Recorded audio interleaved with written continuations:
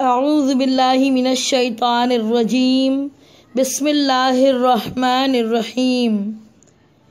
السلام علیکم معزز ساتھیوں، آج پیش خدمت ہے پیارے نبی کی پیاری سنتیں کا دوسرا حصہ۔ امید ہے ہم سب نے پہلے حصے کو غور سے سنا ہوگا، سمجھا ہوگا اور یقیناً اپنی زندگی کے عمل میں لائے ہوں گے۔ مومن جو فدا نقش کفے پائے نبی ہو زیر قدم آج بھی عالم کا خزینہ۔ آج ہم دوسری سنت ریکارڈ کریں گے اور وہ ہے بیت الخلاء میں آنے اور جانے کی سنتیں۔ بیت الخلاء میں جانے کے وقت حضور صلی اللہ تعالیٰ علیہ وسلم کا طریقہ تھا کہ وہ سر ڈھک کر اور جوتا پہن کر بیت الخلاء تشریف لے جاتے تھے۔ بیت الخلاء میں جاتے ہوئے پہلے یہ دعا پڑھیں: بسم اللہ اللہم انی اعوذ بک من الخبث والخبائث۔ ترجمہ: اے اللہ، میں تیری پناہ چاہتا ہوں خبیث جنوں سے، مرد ہوں یا عورت۔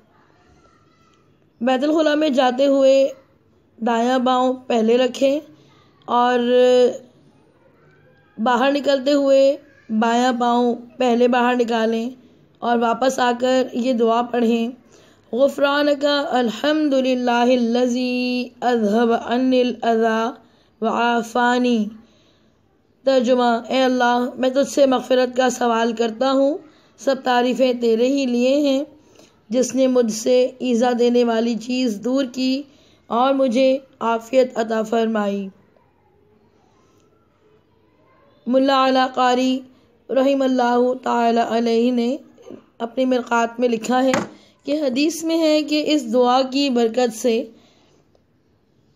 بیت الخلاء کے خبیث شیاطین اور بندے کے درمیان پردہ ہو جاتا ہے، جس سے وہ انسان کی شرمگاہ نہیں دیکھ پاتے۔ اس کے علاوہ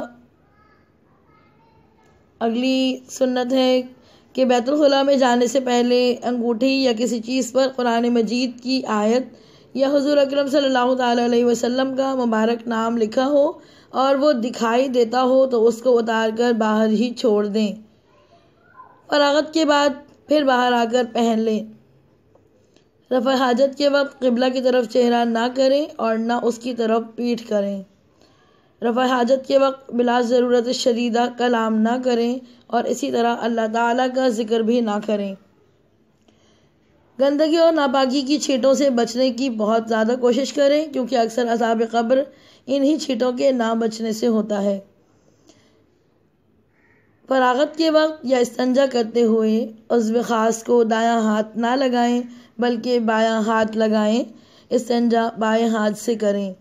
بعض جگہ بیت الخلاء نہیں ہوتا، اس وقت ایسی آڑ کی جگہ میں رفع حاجت کرنا چاہیے جہاں کسی دوسرے آدمی کی نگاہ نہ پڑے۔ وضو سنت کے موافق گھر پر کرنا چاہیے۔ سنتیں گھر پر پڑھ کر جانا، موقع نہ ہو تو مسجد میں پڑھنا۔ آج کل جبکہ سنتوں کو ترک کیا جا رہا ہے، سنت کا مسجد میں پڑھنا افضل ہے۔ ساتھیوں، امید ہے کہ ہم سب ان تمام سنتوں کو بہت دھیان سے، رغبت سے سنیں گے، سمجھیں گے اور ان پر عمل بھی ضرور کریں گے، تاکہ ہمارے گھروں میں اللہ کے کلام کے ساتھ ساتھ نبی کریم صلی اللہ تعالیٰ علیہ وسلم کی سنتوں کا رواج عام ہو اور ہم مختلف رواجوں سے بچ کر اللہ کے نبی کی سنتوں پر عمل پیرا ہو سکیں۔ اللہ تعالیٰ ہم سب کو تمام اچھی باتیں سننے، سمجھنے اور عمل کرنے کی توفیق عطا فرمائے۔ آمین ثم آمین یا رب العالمین۔ السلام علیکم ورحمۃ اللہ وبرکاتہ۔